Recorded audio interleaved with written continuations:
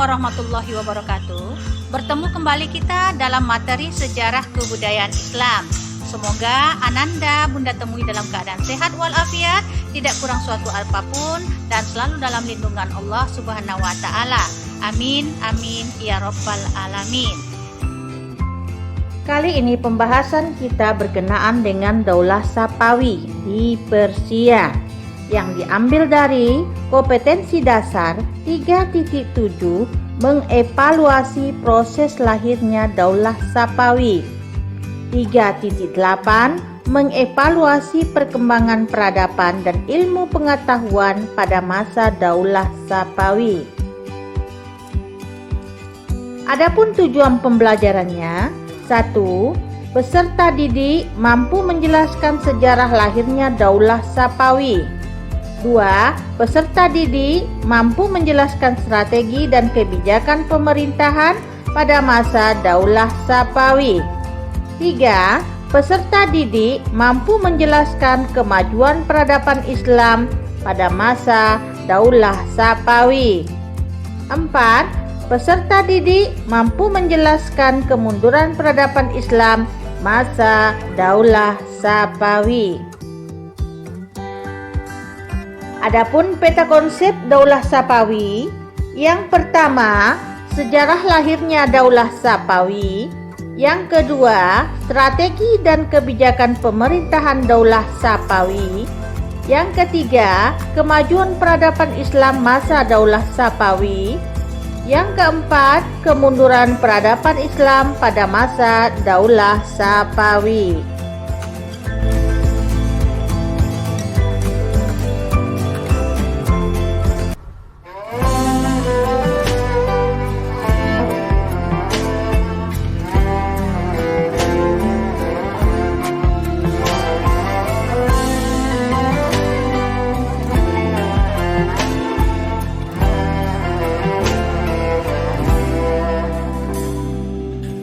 ملهمي يشدو فمي والشوق يجري في دمي وإليك دوما أنتمي يا سيدي يا محمد.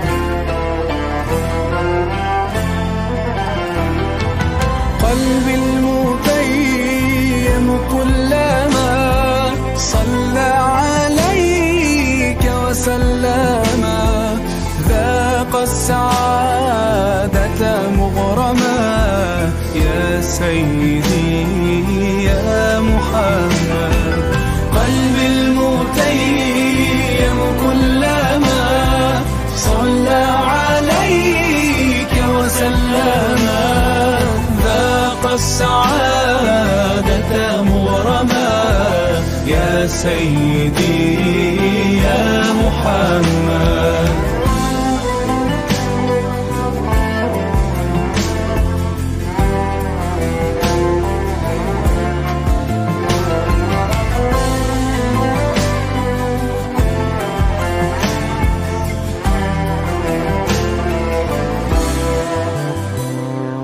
في مهجتي عشق دفين وبدمعتي زاد الحنين بك أهتدي في كل حين يا سيدي يا محمد.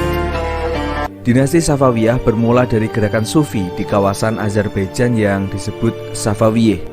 Pendiri gerakan Sufi ini ialah Syekh Syafiuddin dari Ardabil yang berkuasa dari tahun 1501 hingga 1722. Ardabil adalah sebuah kota bersejarah di Iran Utara. Nama Ardabil berasal dari nama Zoroastrianisme Artafil yang berarti kota suci. Meskipun jatuh pada tahun 1736, salah satu warisan terbesarnya adalah kebangkitan Persia sebagai benteng ekonomi antara timur dan barat, pendiri negara yang efisien dan birokrasi yang didasarkan pada checks and balance, dan inovasi arsitektur dan seni. Selain itu, karena Safawiyah pula Syiah menyebar ke seluruh Iran dan daerah sekitarnya. Pada puncak kejayaannya, sastra, kesenian, dan arsitektur Persia berkembang pesat, dan contohnya adalah pembangunan alun-alun Nagesi Jahan di Isfahan. Kejayaan Safawiyah mulai surut pada abad ke-17. Raja-raja Safawiyah semakin lama semakin tidak efisien dan hidup berfoya-foya. Iran juga terus diserang oleh Turki Utsmaniyah, Afgan, dan Arab. Safawiyah turut berhadapan dengan ancaman baru, yaitu Kekaisaran Rusia di sebelah utara dan serangan tentara Mughal di sebelah timur. Lebih buruk lagi, ekonomi Safawiyah merosot akibat perubahan jalur perdagangan antara timur dan barat yang tidak lagi menggunakan jalur sutra, tapi menggunakan jalur pelayaran. Sejak Turki menutup pelabuhan Konstantinopel atau Istanbul yang mengakibatkan munculnya penjelajahan samudra. Penutupan Konstantinopel atau Istanbul secara tidak langsung memaksa Spanyol dan Portugal untuk melakukan penjelajahan samudra untuk mencari rempah-rempah langsung dari sumbernya, sehingga muncullah tokoh seperti Vasco da Gama, Marco Polo, dan Christopher Columbus. Berikut adalah khalifah yang pernah memimpin dinasti Safawi.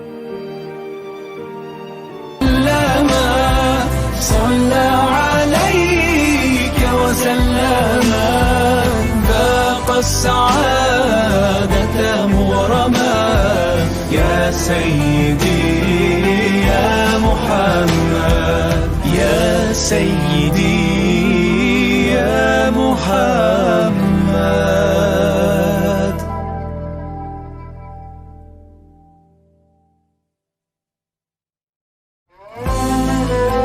Demikianlah pokok pembahasan kita pada hari ini dengan mengucapkan hamdalah bersama Alhamdulillahirabbil alamin. Bunda tutup. Assalamualaikum warahmatullahi wabarakatuh.